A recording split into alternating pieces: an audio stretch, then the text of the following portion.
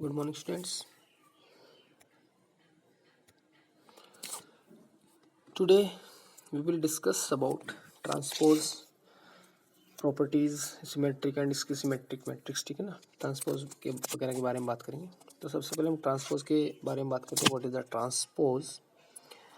तो ट्रांसपोज को हम हमेशा ए डैश से शो करते हैं, यानी A dash is a transpose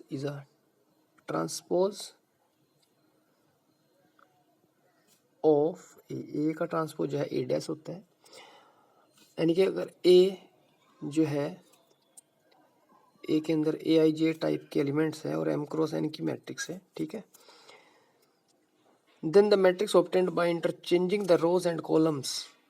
अगर हम इसके रोज और कॉलम्स को इंटरचेंज कर दें कि ए जे आई कर दें इसको, ठीक है ना, तो ये एन क्रॉस एम की मैट्रिक्स बनेगी और यही हमारा ट्रांसपोज कहलाएगी. यानी कि अगर ए जो है एम क्रॉस एन की मैट्रिक्स है, then the matrix obtained by interchanging the rows and columns of A is called the transpose of A. ठीक है ना. यानी कि जैसे एग्जांपल अगर मैं देता हूँ, सपोज दैट ए कोई मैट्रिक्स है, इसमें 1 2 3 4 5 6 इस तरह के एलिमेंट है, तो ए डैश के अंदर 1 2 3 4 5 6 इस तरह से एलिमेंट होंगे. इसका ऑर्डर जो था वो था 2/3, इसका ऑर्डर आया 3/2. क्लियर ना. तो हमने इसको चेंज कर दिया रोज को और कॉलम्स को, तो ये बन गया हमारा ट्रांसपोज. बहुत इजी टॉपिक है. नेक्स्ट है द प्रॉपर्टीज ऑफ मैट्रिक्स. तो प्रॉपर्टीज में क्या है, फर्स्ट प्रॉपर्टी है कि अगर किसी मैट्रिक्स से ट्रांसपोज का ट्रांसपोज करे तो वो एक इक्वल आएगी. ठीक है. अगर किसी मैट्रिक्स में किसी स्केलर से के से मल्टीप्लाई करें, इसका ट्रांसपोज करें तो वो बाहर आ जाएगा, नो डाउट. ठीक है ना. तो फर्स्ट रूल, सेकंड, थर्ड है, यानी कि अगर इनके एग्जांपल अगर मैं दूंगा, अभी देता हूँ आपको. ए प्लस बी का अगर मैं होल डैश करूँ तो ये अलग अलग हो जाएगा, A dash plus B dash. The last one is fourth, important है. ए बी का अगर कंबाइंड डैश करूँ, नहीं ए और बी दो मैट्रिक्स हैं, उनकी मल्टीप्लाई हो रखी है और उनका कंबाइन अगर मैं डैश करता हूँ तो वो आ जाएगा बी डैश ए डैश के इक्वल. क्लियर ना. इसका एग्जाम्पल अगर मैं देता हूँ, 4 होगा. तो देखिए अभी हमने एक एग्जांपल लिया था 1 2 3 4 5 6. ठीक है. तो उसका ट्रांसपोज जो आया था 1 2 3 4 5 6 ही आया था, लेकिन उसके रोज और कॉलम्स चेंज कर दिए थे. यानी कि ए इक्वल टू जो था 1 2 3 4 5 6 था. अगर मैं इसका ए डैश करूँ तो आएगा 1 2 3 4 5 6. एक बार और डैश करता हूँ, उसका ए डैश का डैश करता हूँ तो फिर से चेंज हो जाएंगे. ये जाएगा 1 2 3 4 5 6 और ये किसके इक्वल आ जाएगा, ए के. तो जो फर्स्ट रूल है हमारा, वो हमारा इस बात से प्रूफ हो गया है. क्लियर ना. चलिए सेकंड था हमारा के ए डैश. यानी कि अगर ए कोई मैट्रिक्स है हमारी 1 2 3 4 5 6, ठीक है, और मैं यहाँ पे कर रहा हूँ 2a, यानी 2 से मल्टीप्लाई कर देता हूँ, तो 2a से मल्टीप्लाई करके आ जाएगा 2 4 6 8 10 12. ठीक है ना. अब इसका डैश करता हूँ, 2a का कंबाइंड डैश करता हूँ तो क्या आएगा, ये आ जाएगा हमारा 2 4 6 8 10 12. ठीक है. अब यहाँ पे जो 2a डैश है ये किसके इक्वल हो गया, हमारा 2a डैश के इक्वल है. सॉरी ये गलत लिखा गया थोड़ा सा. 2a का जो कंबाइंड डैश है हमारा वो 2a डैश के इक्वल हो गया, क्योंकि 2a डैश कैसा होगा, 2a की कंबाइंड डैश की वैल्यू कितनी आई, 2 4 6 8 10 12, यही तो आई. और a डैश की वैल्यू क्या आएगी, ए डैश की वैल्यू होगी 1 2 3 4 5 6. इसको 2 से मल्टीप्लाई करना तो ये आपस में इक्वल आएंगे, देख लेना चाहे. ठीक है ना. तो सेकंड प्रॉपर्टी भी हमारी प्रूफ हो गई.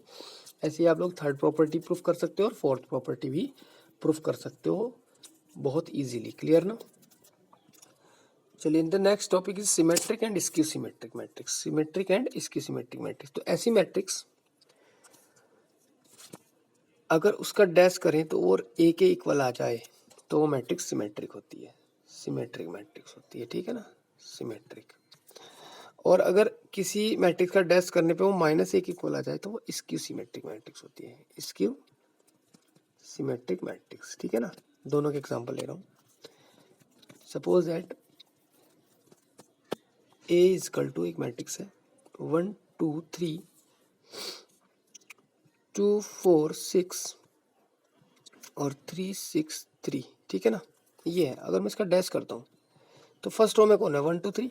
इसको मैं लिखता हूँ 1 2 3। सेकंड रो में कौन है 2 4 6, इसको लिखता हूँ 2 4 6।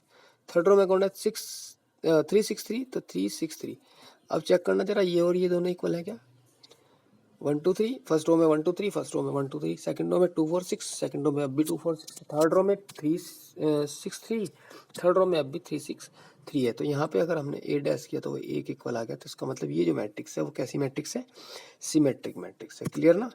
चलिए तो नेक्स्ट हम इसकी सिमेट्रिक मैट्रिक्स का एक एग्जांपल लेते हैं। इसकी सिमेट्रिक मैट्रिक्स क्या होता है।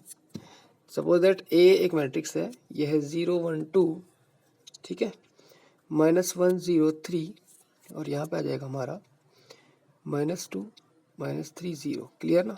अभी ए डैश करो, ए डैश किसके इक्वल आएगा, इसकी जो रो है वो आ जाएगी 0 1 2, रो 2 आ जाएगी हमारी -1 0 3, और रो 3 आ जाएगी हमारी, सॉरी कॉलम 3 बनेगा -2 -3 0।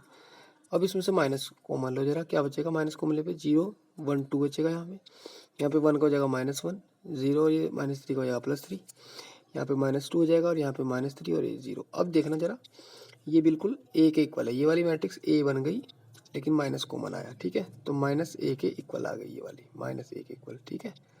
तो यहाँ पे ए डैश जो है वो -a के इक्वल आ गया। तो इसलिए ए कैसी मैट्रिक्स है यहाँ पे, स्क्यू सिमेट्रिक मैट्रिक्स है। तो यहाँ पे ये चीज़ें आप लोग ध्यान रखो। क्लियर ना।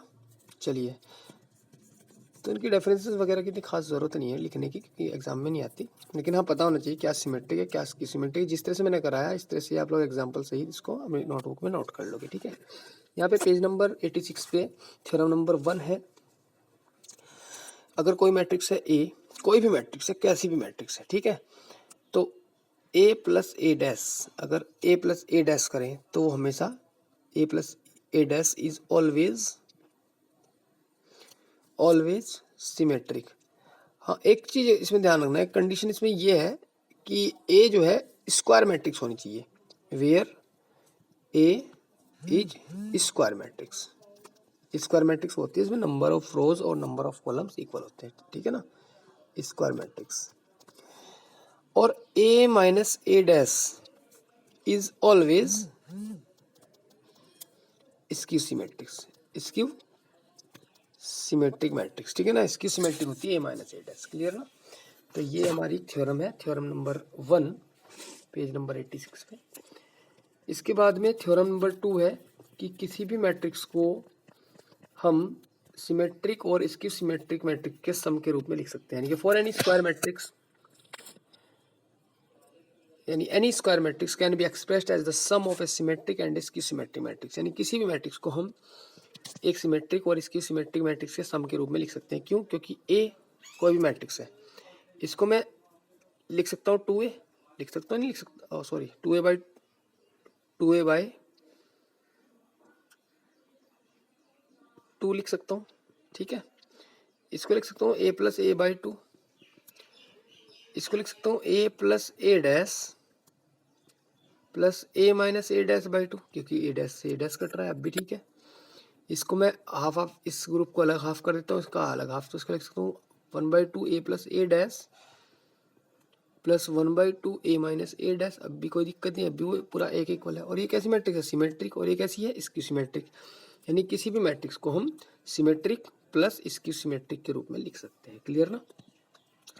चलिए, तो आप लोग सबसे पहले एग्जाम्पल्स रीड करेंगे, और ये थ्योरम नंबर 2 कराइए, इससे रिलेटेड क्वेश्चन अगर एग्जाम में आ गया तो 4 मार्क्स का आता है, और मोस्टली आता है, मोस्ट इंपॉर्टेंट इससे रिलेटेड क्वेश्चन है, इसकी सिमेट्रिक और स्क्यू सिमेट्रिक से रिलेटेड। तो आप लोग एग्जाम्पल नंबर जो है एग्जाम्पल 20 21 22, ये एग्जाम्पल आप लोग करोगे 22 तक, और एक्सरसाइज 3.3 आप लोग करोगे इनके बेस पे। जो नहीं समझ में आएगा पूछ लेना, ठीक है ना। पहले एग्जाम्पल्स आप लोग रीड कर लेंगे, ठीक है। तो एग्जाम्पल नंबर 20 21 और 22, 3 एग्जाम्पल्स को आप लोग रीड करोगे। रीड करने के बाद में आप लोग एक्सरसाइज 3.3 करेंगे, ठीक है ना।